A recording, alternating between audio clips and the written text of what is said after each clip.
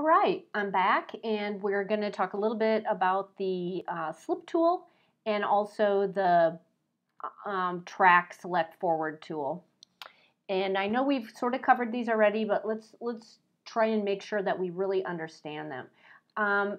Frankly, I'm not a huge fan of the slip tool. You'll notice that I gave you a second tutorial made by some other Premiere Pro expert that I would recommend watching that because I honestly don't use it that much, and if you're curious about it and you think it would be helpful for you to understand this tool better, why don't you get a little more in depth by watching that? But this is basically what it does. All right, so I'm in my selector tool here. This is my original B-roll, right? It's a short little clip, right? And she's just talking and she kind of turns to face the camera, and that's fine. But what if I wanted to get a different part of the video where maybe I want a little more action here where she's laughing. Oops. Oh, it's only going to give me the in and out. Well, anyway, I'll scroll through manually. So say if I want something like this. I'm only picking this because you can tell it's different from the B-roll that I used. And here's a little tip, okay? So if you're working on one particular clip and you need it to be rendered, you can put the in and out points on either side of the clip, and that will tell the Premiere to just render that little piece of film as you're messing with it with these tools. All right, so I'm going to get my slip tool. Is it slip or slide? It's both. Slip. Okay, slip. All right, so now all I'm going to do is put my slip tool on that, right on that clip, and it should show up in the program panel here. There we go. So I'm going to just keep sliding it over, and I'm looking on that left hand. There we go. She's starting to move. There. So now when I watch it, I'm now on that part, and notice that, oops, God, it goes so quickly. Let's save and render this. It's only rendering this little area here. You'll know that it's done when it turns green. And so now the clip is this part of the clip, right? That's all it really is. It's easier than going and finding it and putting different in and out points and trying to pull it in. It might not fit. It's just a way to keep the clip in the timeline and change the in and out points of the visual that you're seeing in the clip. All right? Okay.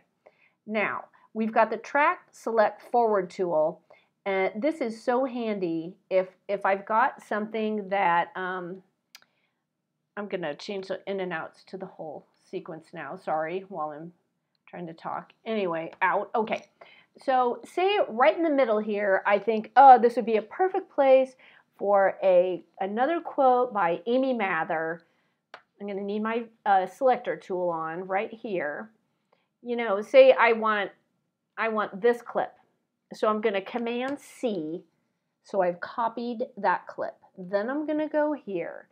And I want to insert it right there. But instead of having to grab everything, ugh, Lord, let's lock that in place and then scoot it over manually and then Command V, stick her in there. Oh no, look, I missed a part of it, and it's just, I don't want to say it's horrible, but it's not that easy to move a bunch of clips when it's a kind of a complicated timeline. So we're going to go to the ripple edit tool, and you want to make sure when you position it that you've got everything you want. Let's see if it, no, I don't want that. I don't want this guy. V. All right, I just want,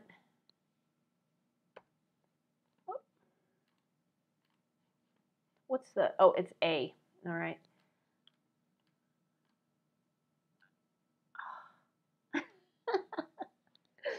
Yeah, these things take some practice. Let's blow up the timeline a little bit more.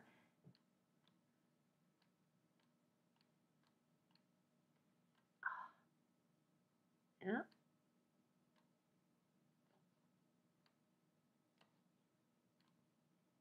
Patience, patience, my child.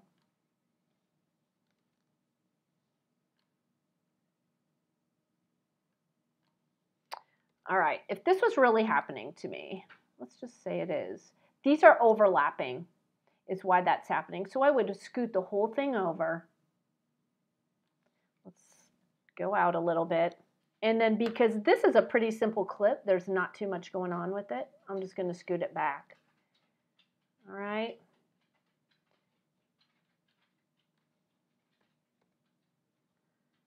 And then, oops.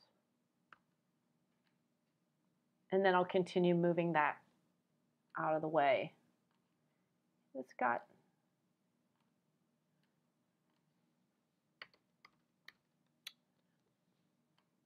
there. I got them. All right, then I want to, let's see, I think I copied that, and so it should paste in. Yep, there it is. Yep, Amy, oh my goodness.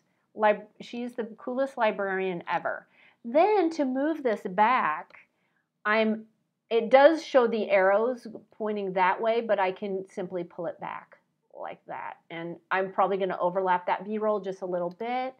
Blah, blah, blah, talking, having a great time. And then it'll be the B-roll, right? That was somewhat of a clumsy demo on my part, but like I said, these little guys are hard to move. They're a pain. So, like I said, you don't have to be aimed that way. Whichever way you pull is the way it will go.